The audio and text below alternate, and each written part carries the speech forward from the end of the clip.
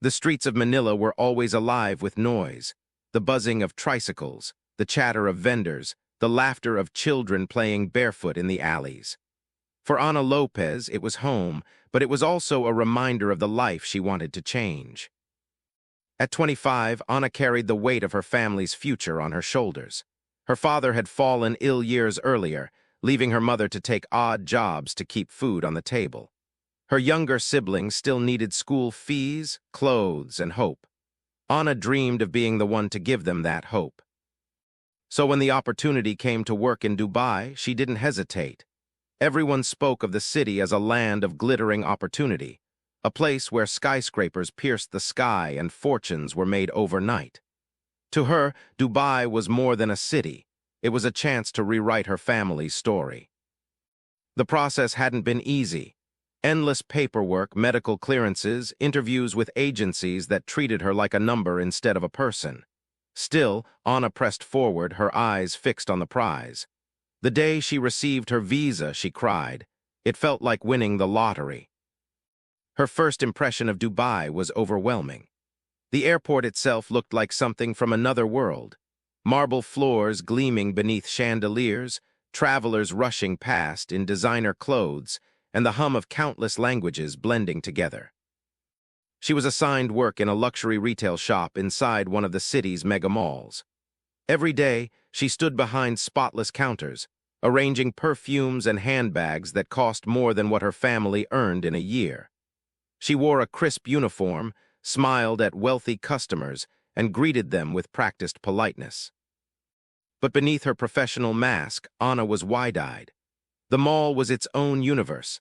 Ice rinks, waterfalls, luxury brands she had only seen in magazines. It dazzled her, but it also reminded her of the gap between her world and theirs. Life wasn't easy. Her small rented room in a crowded apartment building housed 6 other women, each chasing the same dream of earning enough to send money home. Some nights, they shared stories of heartbreak, of employers who shouted, of promises broken, of loneliness that sat like a stone on the chest. Still, Ana remained hopeful. She sent her first paycheck home with pride, imagining her siblings buying new notebooks, her mother smiling at the groceries she could finally afford. Every sacrifice felt worth it. And then came the moments when she allowed herself to dream of more than survival. Ana wanted love, not the kind found in whispered text messages or fleeting stares, but something real.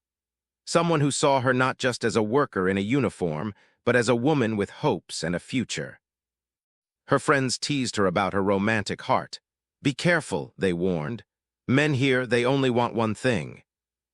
Ana laughed it off, but their words stayed with her. She knew the dangers. She had heard stories of girls like her falling for promises only to end up abandoned or worse. Still, she believed her story could be different. For now, she focused on her job, keeping her smile polished, her hair neatly tied, and her voice soft yet warm as she spoke to customers. She didn't know it yet, but her life was about to cross paths with a man who would change everything. A man who would lift her into a world of luxury, passion, and danger. A man who would make her believe in forever. And a man who, ultimately, would destroy her. Omar Rahman was a man who seemed to have it all.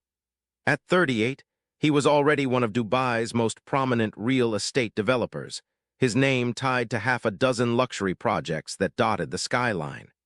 His picture had graced glossy magazines, usually beside gleaming towers or ribbon-cutting ceremonies where he smiled for the cameras in his tailored suits. He came from money, but Omar wasn't the kind to settle for inheritance alone. He had studied business in London, sharpened his skills with international partners, and returned to Dubai with a hunger for more. Every deal he closed added another layer to his empire, and every risk he took seemed to pay off. But behind the polished exterior, Omar was a man of contradictions. He had a wife, Layla, chosen by his family for her impeccable lineage. Their marriage was a union of status and reputation, not love. Layla was elegant, cultured, and admired by society. Together, they looked like the perfect couple, attending galas, charity dinners, and social gatherings where appearances mattered more than truth. In private, their relationship was colder. Conversations were brief, often revolving around the children or upcoming events. Affection had long ago been replaced by routine. Layla fulfilled her role as the dignified wife, and Omar fulfilled his as the provider. But passion, intimacy, those things lived outside the walls of their villa. Omar had always been drawn to women who were younger, softer, and more willing to look at him with admiration. For him, it wasn't just about desire, it was about control. In his world, money and power could buy silence, affection, even loyalty. He knew it was dangerous, but he also knew he was untouchable. His circle of friends included men who lived the same way, businessmen, sheiks, heirs of fortune. Affairs were whispered about but never openly acknowledged. The unspoken rule was simple: what happened in private stayed there. As long as wives remained in the dark or pretended not to know, life carried on. Omar's success afforded him indulgences. A fleet of luxury cars sat in his garage. His penthouse overlooked the marina where yachts sparkled under the night sky. He traveled often, sometimes for business, often for pleasure. He was a man used to getting what he wanted and used to people bending to his will. Yet despite his wealth and confidence, there was a restlessness in him. He had built towers that reached the sky, but inside he felt something hollow. His marriage offered stability but no warmth. His deals offered prestige but no peace. He wanted to feel alive again, to feel the rush of being desired, not for his money but for himself. It was during one of his casual strolls through a luxury mall that his eyes first landed on Anna. She wasn't like the women in his circle. She didn't drip with diamonds, didn't carry herself with the arrogance of privilege. She was modest, polite, and yet there was something in her smile that disarmed him. For Omar, it began as curiosity. For Anna, it would become destiny. He started visiting the shop more often, pretending to browse items he didn't need. He watched her from a distance at first, studying the way she spoke to customers, the warmth in her gestures. She didn't fawn over him like others did when they recognized his face. She treated him like anyone else, perhaps even with a hint of indifference.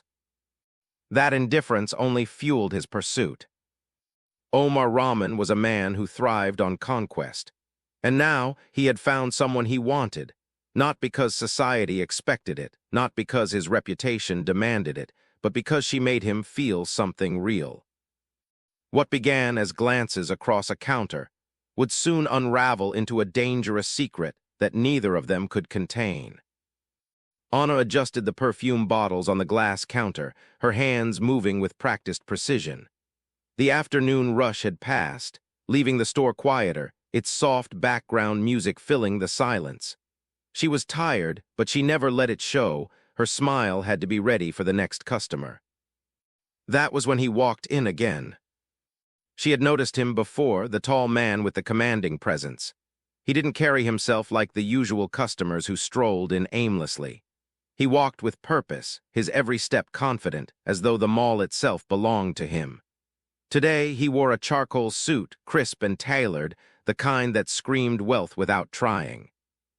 Anna's eyes flicked toward him briefly before returning to her work. She had learned not to stare, not to make assumptions. Dubai was full of men like him, men who lived in worlds she could never touch. Omar Rahman watched her from the corner of his eye as he pretended to study a shelf of leather wallets. He had been to this store 3 times in the past 2 weeks, each time telling himself he was here for something practical, though he always left without buying. In truth, he was here for her. Their first interaction came when Anna, seeing him pause by the display, approached with a polite smile. "Good afternoon, sir. Would you like to see the latest collection?" Her voice was soft but professional, trained to sound helpful without being intrusive. Omar turned toward her, meeting her gaze for the first time up close. Her features were delicate, her eyes bright yet humble, carrying none of the arrogance he so often saw in women from his world. "What would you recommend?" he asked, his tone casual, almost testing her. Anna hesitated for a second, then picked up a sleek wallet. "This one is quite popular. Italian leather, very durable, simple but elegant." He smiled faintly. "You seem to know your products well." "It's my job, sir," she replied, lowering her gaze. Something in her humility intrigued him. Most people he dealt with either feared him or sought to impress him. She did neither. She was simply herself. Omar bought the wallet that day, not because he needed it, but because it gave him an excuse to linger. Before leaving, he glanced at her name tag, Anna. The next time he returned, he asked for her by name. "Is Anna here today?" The other salesgirls exchanged curious looks, but Anna remained composed. With each visit, their exchanges grew longer. Small talk at first, about the weather, the long hours of retail, the bustling city. Omar asked questions, careful not to cross boundaries too soon. Anna answered politely, cautious yet unaware of the storm quietly building around her. For Anna, he was just another customer, albeit one who seemed far more observant than most. For Omar, she was already becoming something else. A possibility, a desire, a secret waiting to unfold. And so, what began as a chance encounter inside a glittering mall would set into motion a love affair neither of them could stop, no matter how dangerous it became. Omar was a man who thrived on strategy. Deals, negotiations, acquisitions. His life revolved around pursuit, and he had never failed to get what he wanted. This time, the prize was not a skyscraper or a business contract. It was Anna. After their brief exchanges in the shop, he found himself restless. Her polite smiles lingered in his mind long after he left. She wasn't dazzled by his wealth or charm, at least not openly. That only deepened his fascination. He wanted to see her outside the sterile brightness of the luxury store, wanted to know the woman behind the uniform. One evening, he returned near closing time. The mall was quieter, its glitter dimmed compared to the day's bustle. Anna was arranging merchandise when he approached the counter. "You work too hard," he said casually, watching her stiffen slightly before she looked up. "It's my job, sir," she replied, her tone respectful but cautious. "Call me Omar," he corrected smoothly. "No need for formality." She hesitated, unsure if it was appropriate. He noticed the flicker of uncertainty in her eyes, the line between professional and personal blurring. That night, Omar left a business card on the counter. "In case you ever need anything," he said, his voice low, confident. He didn't wait for her reply before walking away. Anna stared at the card long after he was gone. She had no reason to call him. Men like him didn't belong in her world. But her heart beat faster as she tucked it discreetly into her bag. Days passed. Omar didn't return to the shop, but Anna felt his absence. She told herself it was foolish to think about him, yet she couldn't help it. Then one evening, as she stepped out of the staff exit, she saw a black Bentley idling by the curb. The tinted window rolled down, revealing Omar in the driver's seat. "Need a ride home?" he asked, his tone light, as if offering a casual favor. Anna froze, her instincts screamed to refuse. It was improper, dangerous even. But there was something magnetic in his presence, something that pulled her against her better judgment. "I usually take the bus," she said quietly. "No need tonight," Omar countered. "It's late, let me drive you." Reluctantly, she slipped into the leather seat. The car smelled of expensive cologne, its interior plush and quiet compared to the noisy city outside. Omar drove smoothly, his gaze occasionally flicking toward her. They spoke in fragments. He asked about her family, her life in the Philippines, her dreams. She answered carefully, still guarded, but her honesty touched him. Unlike the women in his circle, she had no need to impress him. Her struggles were real, her ambitions simple. When they reached her neighborhood, she asked him to stop a few streets away. "I don't want the others to see me getting out of this car," she admitted, embarrassed. Omar respected that. "As you wish," he said softly. Before she left, he added, "I'd like to see you again." Anna didn't reply. She simply nodded, then disappeared into the shadows of the narrow street. From that night on, the pursuit intensified. Omar began sending small gestures, an envelope with cash for her family, a bouquet of white roses left at the store, late-night messages asking if she had eaten. Anna resisted at first, torn between fear and temptation. But Omar was persistent, and persistence was a language she couldn't ignore. The chase had begun, and with every step, Anna found herself being drawn deeper into a world where love and danger walked hand in hand. For weeks, Anna tried to resist. Every time Omar's name lit up her phone, she told herself to ignore it. Every time she saw a delivery man arrive at the shop with flowers or small gifts, she told herself not to accept them. But resistance, like sand underfoot, slipped away with each wave of his persistence. Omar was patient, never demanding, always careful. His messages were short, simple. "Have you eaten?" Or "How was work today?" He never spoke of money or favors at first, only of her. That, more than anything, disarmed her. In a city where she felt invisible, his attention made her feel seen. One evening, after a particularly exhausting day, Anna's phone buzzed again. "Dinner, just us, no pressure." Her first instinct was to say no, but something inside her whispered differently. Maybe it wouldn't hurt to see him once. Maybe a meal was harmless. Maybe she deserved to feel human again. She typed slowly, "Okay, but just dinner." The restaurant was nothing like the staff cafeteria or the cheap eateries Anna was used to.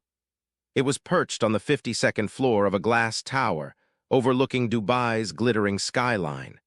Candles flickered on every table, and soft Arabic music played in the background. When she arrived, Omar was already waiting, impeccably dressed, rising to pull out her chair. For a moment, she felt like a character in someone else's story. "You look beautiful," he said softly. Anna laughed nervously. "This is just my work dress." "It doesn't matter," Omar replied, his eyes lingering. "It's you." Dinner passed in a blur of flavors and conversation. Omar was attentive, asking about her life with genuine curiosity. Anna found herself speaking more freely than she had expected, about her mother's illness, her younger brother's schooling, her fear of never being able to give them the life she promised. Omar listened quietly, his expression unreadable. Then, without arrogance, he said, "You've carried too much alone, you don't have to anymore." The words were dangerous, intoxicating. After dinner, instead of heading home, Omar suggested a drive along the coast. Anna hesitated, but she didn't say no. The sea breeze slipped through the open windows, carrying with it the scent of salt and freedom. They stopped at a secluded stretch of beach, the city's lights shimmering faintly in the distance. Omar killed the engine, and silence settled between them, broken only by the waves. Anna's heart pounded as she realized how close they were, how dangerous this was. "I should go home," she whispered, her voice trembling. Omar leaned closer, his tone low but steady. "If you want me to take you back, I will. Say the word." She turned to face him, their eyes locking. For a long moment, time seemed to hold its breath. And then she didn't say no. Their first kiss was hesitant, stolen, heavy with the weight of everything it meant. For Omar, it was triumph mixed with longing. For Anna, it was surrender, an acknowledgement that the line she had guarded so fiercely had been crossed. Later, when Omar dropped her off a few streets from her shared flat, Anna sat in the car longer than she should have. Her lips still tingled, her chest still tight with both fear and exhilaration. "This can't happen again," she murmured almost to herself. Omar tilted his head, studying her. "It already has," he replied softly. She left without another word, disappearing into the dimly lit street. That night, Anna lay awake, staring at the ceiling. She knew what had begun could never end cleanly. But in the quiet darkness, with her heart still racing, she also knew she would see him again. The line had been crossed, and there was no going back. The weeks that followed unfolded like a dream Anna had never dared to imagine. Omar no longer lingered on the periphery of her life. He became part of it, a secret woven into every stolen glance and hurried whisper. Their meetings began cautiously. A coffee after her shift, a late-night drive, a dinner in a hidden corner of the city. But soon the boundaries dissolved. Omar, accustomed to having what he wanted, was relentless in creating space for them, and Anna, despite her fear, found herself unable or unwilling to resist. At first, every meeting carried a weight of guilt. Anna's heart would race whenever she slipped into his car, terrified someone might see. In her flat, she avoided her housemates' curious eyes, hiding the scent of his cologne clinging to her skin. But as days turned to nights and nights blurred into mornings, guilt slowly gave way to intoxication. Omar treated her with a tenderness she had not expected. With him, she wasn't the tired salesgirl or the invisible maid sent to serve. She was a woman, desired, adored, and for fleeting moments free. "You deserve more than this life," he told her one evening as they sat in his private villa overlooking the sea. "With me, you could have everything." Anna's throat tightened. She wanted to believe him, wanted to imagine a future where love could eclipse class and power. Yet deep inside, she knew the truth. Their affair was a flame burning too close to gasoline. But desire has its own logic. The secrecy that should have frightened her only fueled the passion. They became reckless, meeting more often, staying out longer, sending messages at hours that risked discovery. One evening, Omar brought her to a desert retreat owned by his family. The vastness of the dunes stretched endlessly, the stars scattering above them like diamonds. Anna had never seen such a sky. "It feels like we're the only people in the world," she whispered, her bare feet sinking into the cool sand. "That's how it should be," Omar said, pulling her closer. "No one else matters." In the desert's silence, their affair felt untouchable, hidden from the judgment of others.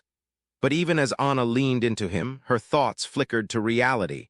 His family, his wealth, his marriage arrangement that was whispered about in the mall corridors. What place did she have in that world? Still, the affair deepened. Omar spoiled her with gifts, an expensive watch, dresses she had never dreamed of owning, envelopes of cash she refused at first but later accepted with trembling hands. "For your family," he said each time. And though she knew it bound her closer to him, she couldn't deny the relief of sending money home. Yet not all gifts were material. He listened when she spoke of her worries, held her when loneliness threatened to consume her, and promised her things she didn't dare repeat even to herself. "You are mine, Anna," he whispered one night, his voice fierce. "No one will take you from me." It thrilled her, but it also frightened her. There was possession in his tone, a shadow behind his tenderness. Inevitably, cracks began to show. A missed shift explained with a vague excuse, a housemate who noticed her new perfume, whispers among co-workers when Omar was spotted near the shop more than once. Anna's world, once simple, now balanced on a razor's edge. Still, she couldn't stop. The affair was no longer a choice but an addiction. She craved the escape he offered, the feeling of being more than just another Filipina worker in a foreign land. But Anna also knew one truth she couldn't escape. Every secret eventually comes to light. And in Dubai, secrets of love and betrayal rarely ended without blood. For a while, their affair felt unshakable, protected by the walls of secrecy they built around themselves. But secrets, no matter how carefully guarded, always find cracks. It started small. A coworker in the shop noticed the sleek black Bentley parked too often near the entrance. "VIP customer again?" one of Anna's colleagues teased, raising an eyebrow as Omar appeared for the third time in a week. Anna forced a smile, hiding her unease. Then came the gifts. Though Anna tried to be discreet, her housemates noticed her new handbag, her expensive shoes, her phone that was far too advanced for someone earning her salary. They whispered among themselves, their curiosity sharpened by envy. "You're lucky," one said half-jokingly. "A secret boyfriend, maybe, someone rich." Anna laughed it off, but her pulse quickened. She had worked so hard to remain invisible in this city, and now invisibility was slipping away. Omar, on the other hand, grew bolder. The thrill of secrecy had transformed into a dangerous arrogance. He no longer cared if people saw them together. He sent flowers to her workplace without disguising his name.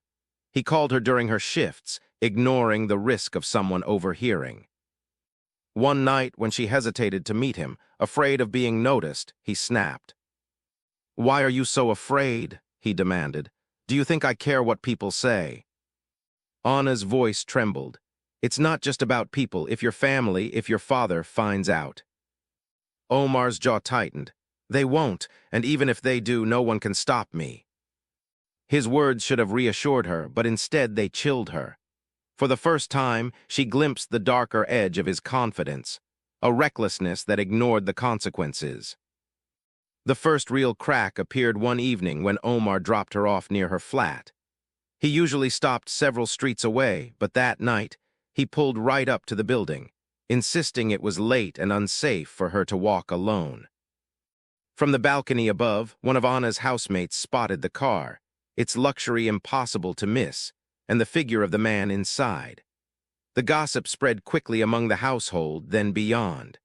By morning, Anna was no longer just another Filipina worker struggling to get by. She was the girl with the rich Arab lover. When Anna confronted Omar, panic in her voice, he brushed it aside.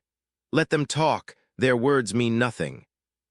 But to Anna, the whispers meant everything. In Dubai, rumors had sharp teeth. Meanwhile, Omar's own world began to stir with suspicion. His wife, Salma, noticed his late nights, his sudden absences, his distraction during family dinners. She had seen it before. Men of wealth rarely remained loyal, but there was something about his secrecy that unsettled her. One evening, when Omar returned home smelling faintly of perfume that wasn't hers, Salma's suspicion hardened into certainty. She didn't confront him outright, not yet, but she began to watch more closely. And she wasn't the only one.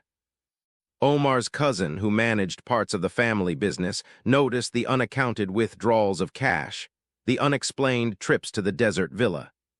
He said nothing at first, but in powerful families, secrets often became weapons, and this one promised to be valuable. Anna felt the walls closing in. Her once simple life had become a tightrope walk. At work, she kept her head down, but the stares lingered. At home, she avoided questions, but the whispers grew louder. One night, she told Omar, tears in her eyes, "I can't do this anymore, it's too dangerous." Omar cupped her face in his hands, his voice fierce. "You are mine, Anna, do you understand? No one will take you from me." His possessiveness both comforted and frightened her. The line between love and control blurred more with every passing day. The cracks were no longer invisible, they were widening, and Anna knew, though she tried to deny it, that something was about to break. The night it all came crashing down began like any other. Anna thought she had perfected the art of secrecy, slipping into Omar's car under the cover of dusk, returning home late with excuses rehearsed in her head. But no amount of care could protect her from eyes that were already searching for the truth. That evening, Omar insisted on meeting at the family's private villa just outside the city. "No one will disturb us there," he promised. Anna reluctantly agreed, though every instinct warned her that the risks were multiplying. The villa was secluded, luxurious, with marble floors and wide glass windows overlooking the sea. For a few hours, Anna allowed herself to forget the whispers, the stares, the gnawing fear. She laughed as Omar poured wine, felt safe as he wrapped his arm around her. But safety was an illusion. Unbeknownst to them, Salma had followed. For weeks, she had been piecing together fragments, receipts that didn't add up, overheard phone calls, the lingering smell of someone else's perfume. That night when Omar left in his Bentley, she trailed him quietly, her suspicion sharp enough to cut. When she arrived at the villa and saw the lights inside, her heart hardened. Through the wide glass windows, she saw them, her husband's son entwined with another woman, laughing as though the world belonged to them. Salma's hands shook, but not with grief, with rage. To be humiliated so openly in her own city by a woman she considered beneath them, it was intolerable.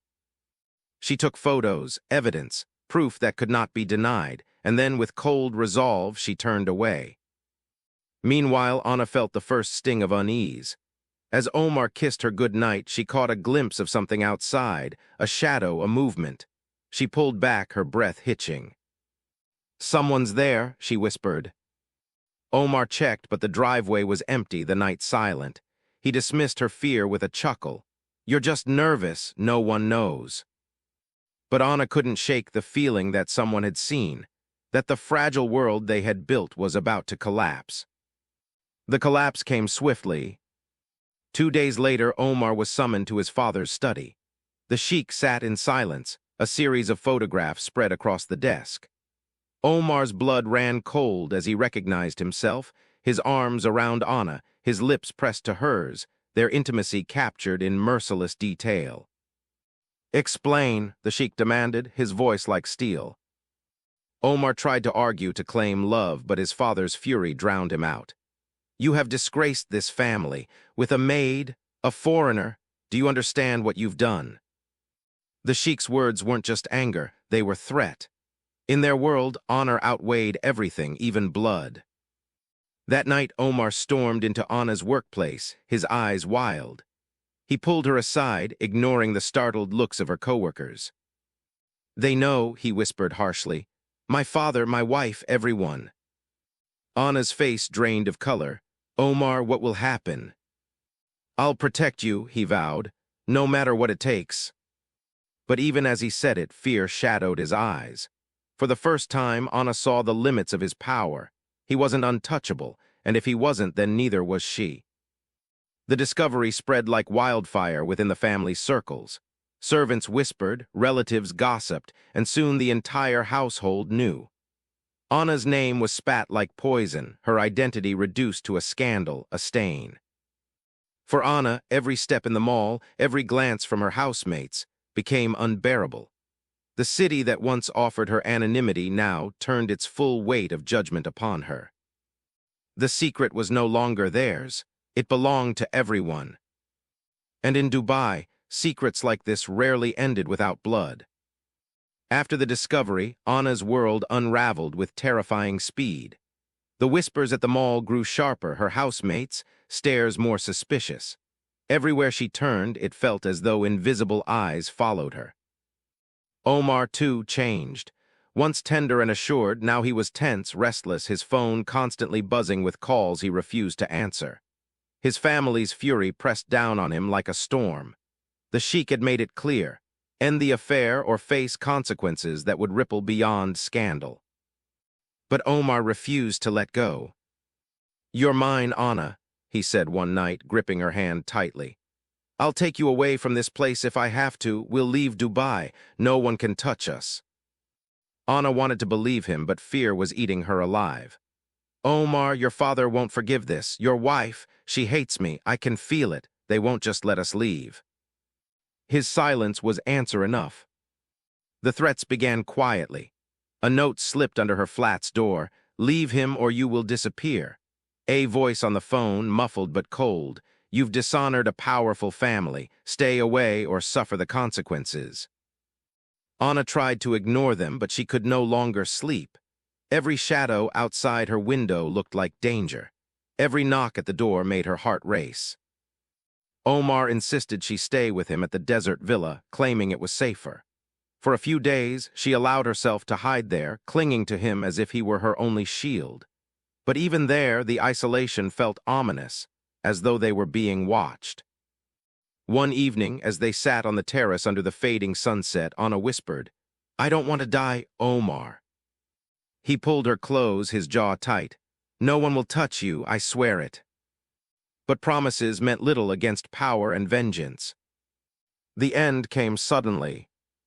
One late night, after a heated argument with his father, Omar drove to the villa, desperate to see Anna. But when he arrived, the villa was silent, the lights off. He called her name, searched every room, every corner.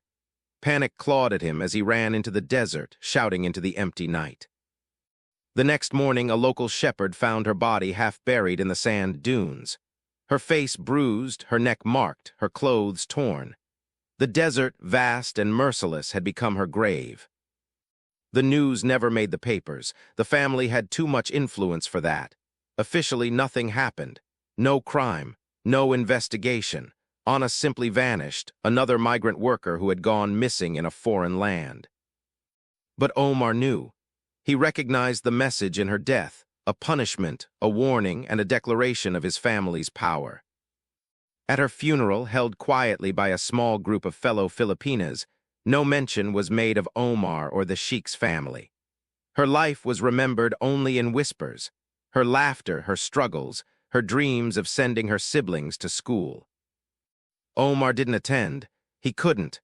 But alone in his car, he wept with a grief so sharp it nearly destroyed him.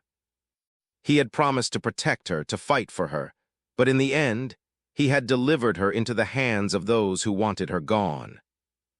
Anna's love had cost her everything, and Omar, despite his wealth and power, had been powerless to save her. The desert swallowed Anna, but the silence that followed was louder than any storm. For weeks, Omar moved through life like a ghost. The world around him continued as though nothing had happened. The malls glittered, the city lights dazzled, and the family's business empire thrived. But to Omar, every sound was muffled, every smile a lie. At night, he saw her face. Not the bruised one they left behind in the dunes, but the Anna who laughed when he teased her, the Anna who dreamed of sending money home so her siblings could have the life she never had. In his dreams, she still reached for him, and when he woke, his hands trembled with the weight of his failure. The sheik never spoke of her again. He treated Omar with the cold indifference reserved for those who had disappointed him beyond repair.